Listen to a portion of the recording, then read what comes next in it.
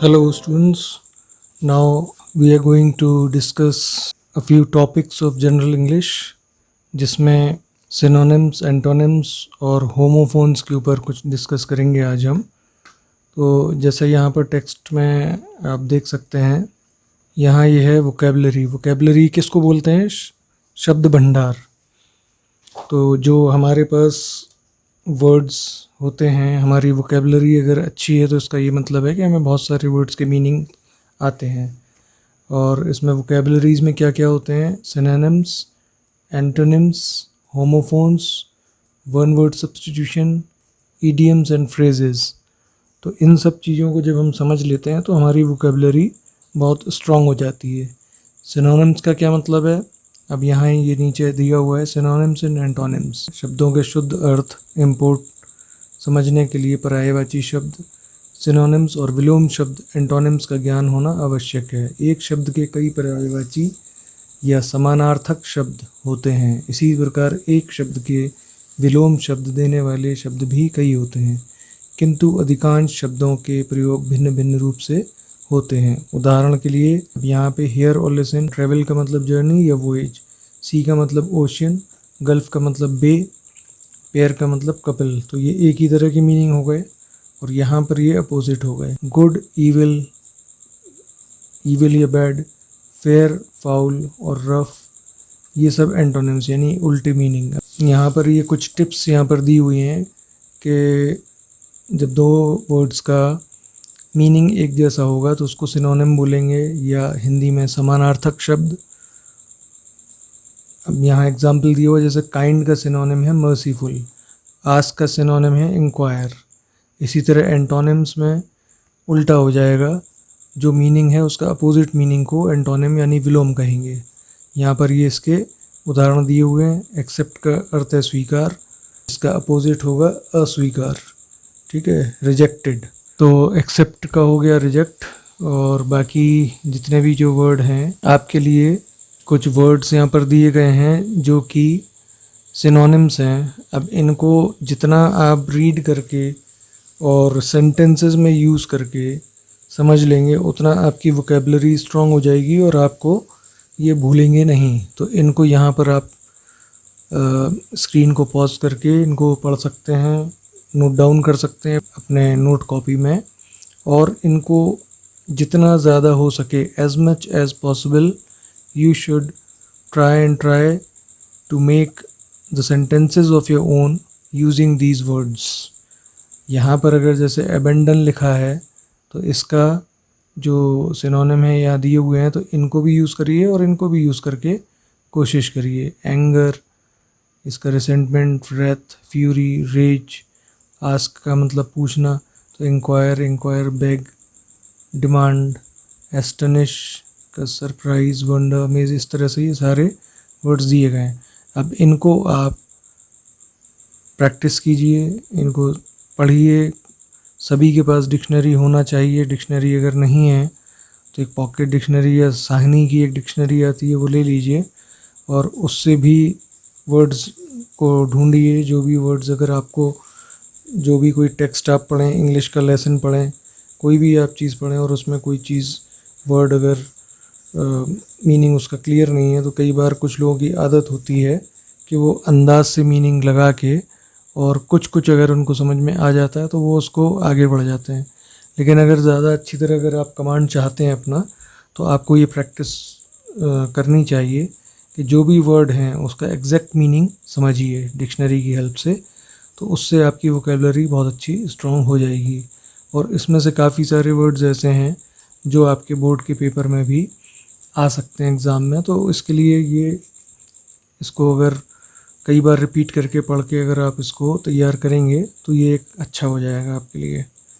तो यहाँ ये लिस्ट 2 है, इसमें भी बहुत सारे वर्ड्स दिए गए हैं। इनके मेन वर्ड्स हैं, फिर ये सारे सिनोनिम्स हैं, और इनको इस तरीके से अगर आप देखते जाएं,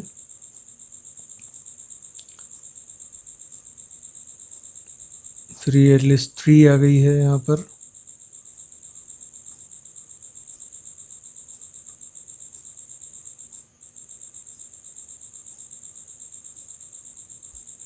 फिर ये लिस्ट 4 है,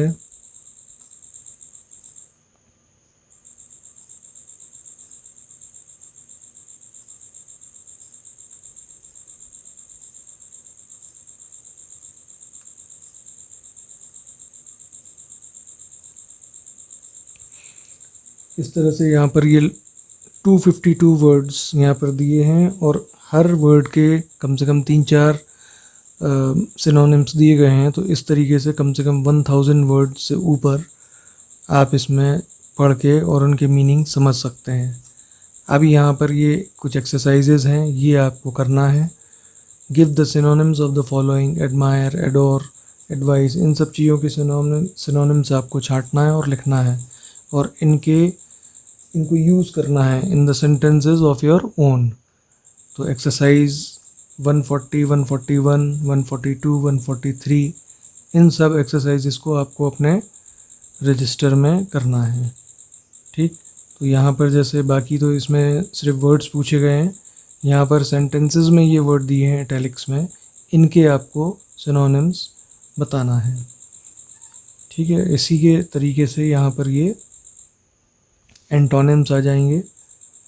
एंटोनिम्स का जैसे कि पता ही है कि विलोम शब्द को एंटोनिम्स कहते हैं। यहाँ पर जो भी वर्ड दिया हुआ है, एबिलिटी, इसका inability, accept, refuse, admit, deny, तो ये सारे आपको मीनिंग यहाँ पर लिखे हुए हैं हिंदी में भी, ये क्लियर हो जाएगा। इनको भी आप तैयार कीजिए। किसी भी वर्ड के सिनोनिम से और एंटोनिम से अगर आपको क्लियर हो जाता है तो वो वर्ड का मीनिंग भी आपको बहुत अच्छी तरीके से क्लियर हो जाएगा। और मीनिंग क्लियर होने के बाद आप उसको जितना बार हो सके उतनी बार डिफरेंट सेंटेंसेस बनाकर यूज़ करिए सेंटेंसेस में। और कई बार अगर आपने यूज़ कर लिया सेंटेंसेस में वर्ड को सही तरीके से, तो फिर उसका मीनिंग शायद आप कभी नहीं भूलेंगे और वो आपके वोकेबलरी के लिए एक बहुत अच्छी चीज़ हो जाएगी। यहाँ पर जैसे अल्फ़ाबेटिकल ऑर्डर में ये सारे वर्ड्स दिए हुए हैं और इनको जब आप सही से पढ़ लेंगे तो एक काफ़ी अच्छी वोकेबलरी आपकी तैयार हो सकती है। तो यहाँ पर ये कुछ एक्सरसाइजेज हैं। एक्सरसाइज 144, इसमें इन वर्ड्स का आपको एंटोनिम्स बताने हैं। 145, फिर ये उसी तरीके से जैसे सिनोनिम्स पूछे गए थे, सेंटेंसेस में यूज़ हुए हैं इटैलिक्स में ये वर्ड, इनके आपको पहले ऊपर जो एक्सरसाइज थी उसमें सिनोनिम्स बताने थे, यहाँ पर आपको एंटोनिम्स बताने हैं उन वर्ड्स के जो इटैलिक्स में हैं। तो ये आपका सिनोनिम्स एंटोनिम्स हो गया। और ये होमोफोन्स का मतलब होता है वो वर्ड जिनकी स्पेलिंग तो अलग होती है लेकिन उनका साउंड जब हम उनको बोलते हैं, प्रोनाउंस करते हैं, तो एक ही जैसा साउंड करता है, एक ही जैसा सुनने में लगता है।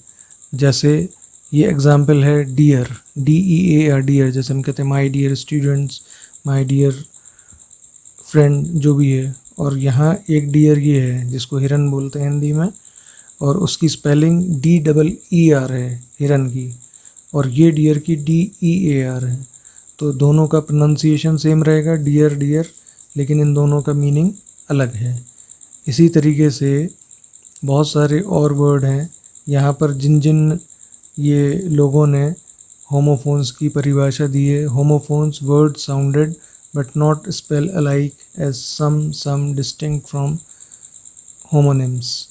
और H. मार्टिन ने इनकी परिभाषा क्या दी है, a word pronounce like another word but spell differently as wait and wait.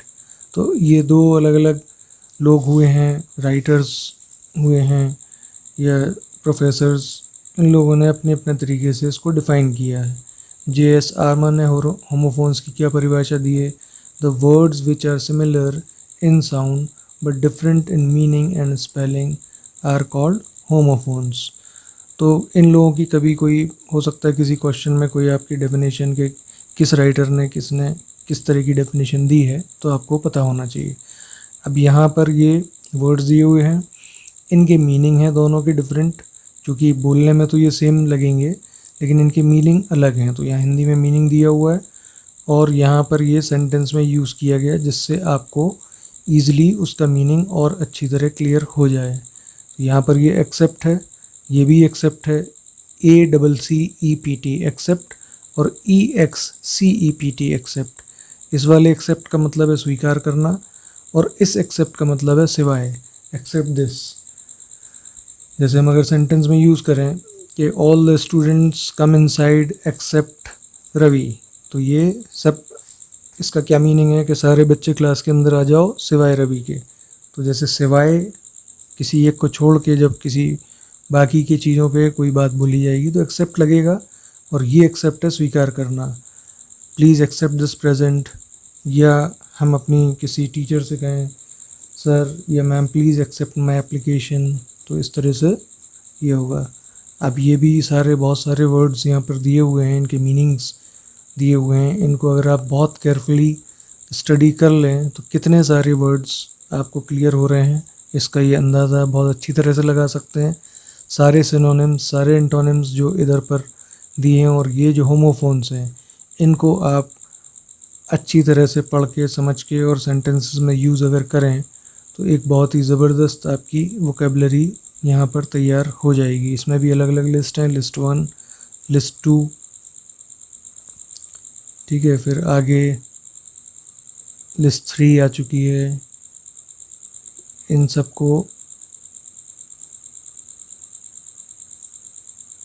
पढ़िए, समझिए। यहाँ पर ये 138 पेयर्स यानी कि 276 ये वर्ड्स यहाँ पर दिए हैं।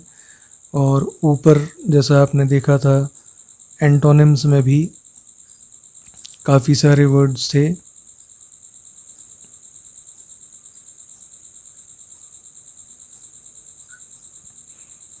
ये यहाँ पर देखिए कितना है, अल्फ़ाबेटिकल ऑर्डर से काफ़ी सारे वर्ड्स हैं। और सिनोनिम्स में भी हमने देखा था बहुत सारे वर्ड्स थे। तो इस तरह से अगर ये 3 चीज़ें, सिनोनिम, एंटोनिम्स और होमोफोन्स, अगर सिर्फ इनको ही आप तैयार कर लें तो ये जैसे यहाँ 252 सिनोनिम्स थे, उनके 1 2 3 4 1 2 3 4 इस तरह से 3 से कम तो सिनोनिम है ही नहीं है। 4 तो कहीं कहीं ज़्यादा भी हो सकते हैं। तो इस तरीके से 1200-1300 वर्ड ये, और वो सब मिलाकर आपको एक बहुत अच्छी वोकेबलरी आपकी तैयार हो सकती है। तो इनको आप सभी वर्ड्स को तैयार कीजिए और इनके जो एक्सरसाइजेज़ हैं वो अपने रजिस्टर में कंप्लीट कीजिए।